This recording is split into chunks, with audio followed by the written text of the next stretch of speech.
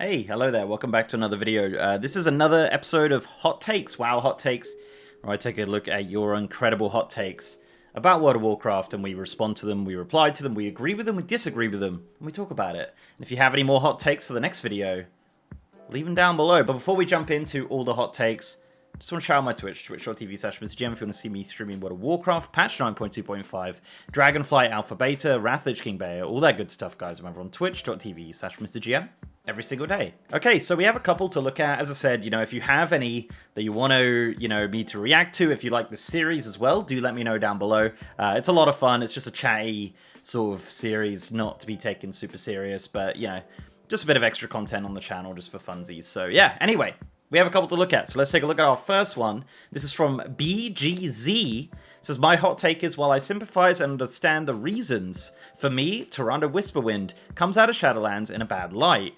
And as of now, no one in the entire cast ever mentions how reckless her quest for vengeance was, or similarities to Sylvanas' quest for vengeance. Alright. Now, I'm not massively into the lore, so I can't, I don't have that much of a dog in this fight, but, from what I've seen and what they show in game and whatnot, I mean, they killed all of her people, right, Tyrande? Sylvanas killed all of the... She burnt Darnassus to the ground, and she went pretty nuts, right? She, beheaded Nathanos and went a bit nuts and crazy. And then at the end, yeah, everyone kind of forgive her. But to be honest, I think she's justified in what she did because, Sylvanas really screwed her up, right? I don't know. I don't really agree with this. I think... maybe some of the things Tyrande did were questionable. I haven't done the Night Fae campaign, that being said, so I don't know, specific details of what happened there. Obviously, sounded off in the comments on that, because I'm not sure, but from what I've seen from the cutscenes and things like that, I don't think so. I think it's fine. I think it's justified what she did, and she never did kill Sylvanas in the end, so, as much as she wanted to. So, yeah, I don't agree, but maybe I'm wrong. Maybe I'm missing a key factor to this, but yeah, pretty interesting hot take nonetheless. Our next one's from Cyrus, maybe? Cyrus? Says, hot take, I like to prefer the acquisition of Legion legendaries compared to how you acquire them in Shadowlands. Sometimes you were lucky, sometimes you were not. I just think it was exciting. No.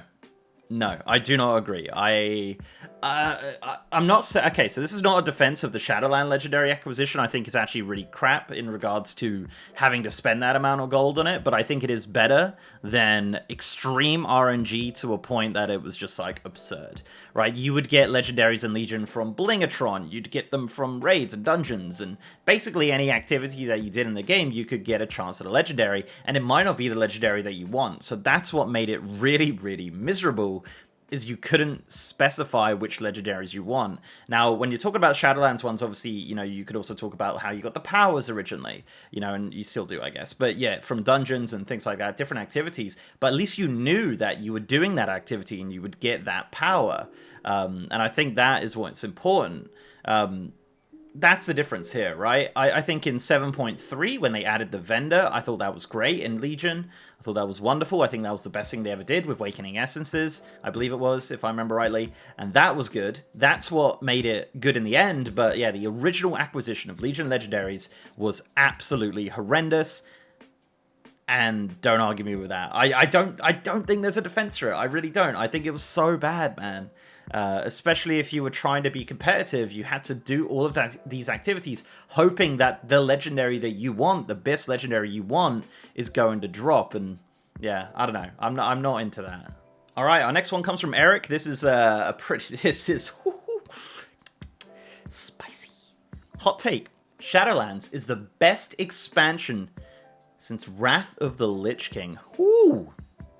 Okay. So I've said this in the last video, I believe, when I was talking about Warlords of Draenor, and I was saying that expansions, experiences, and people's experience in those expansion, a lot of the time is, to do with what they're doing at that time. People could have had a really good time in Shadowlands if they were playing with friends and doing guild activities and raiding and stuff like that.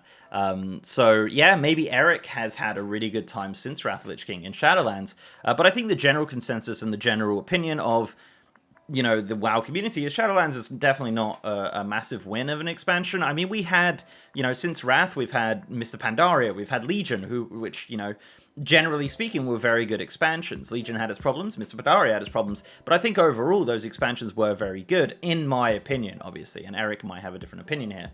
But that is most definitely a hot take. It's actually got 2 likes on the comment as well, so clearly he's not alone there, unless Eric liked his own comment and there was just one other person. But either way, there are people that agree with Eric, and no doubt there are people in the comments that will agree with Eric as well, so sound that one off. But I definitely don't agree, but that is my personal experience.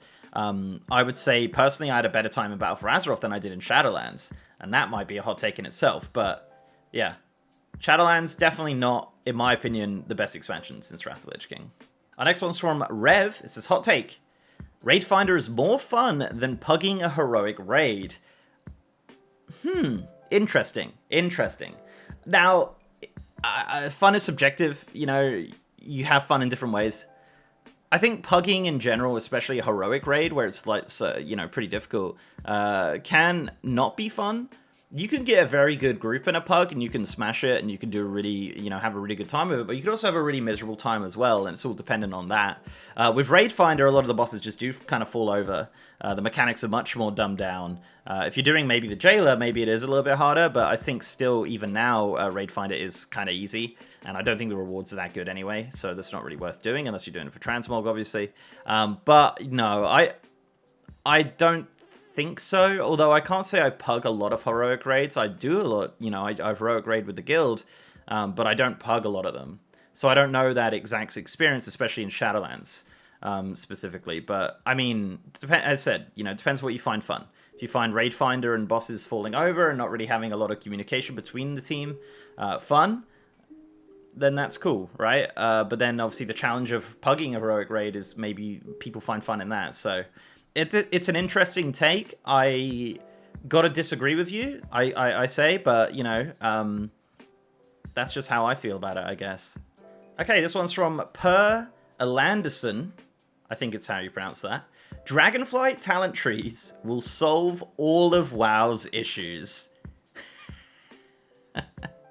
I guess this is an interesting one, right? Because you look at, you know, obviously it's just a bit crazy, right? But you got to look at the issues that WoW has, right? And the issues that people have with WoW. Are the issues in WoW right now the issues with talents and balancing and things like that?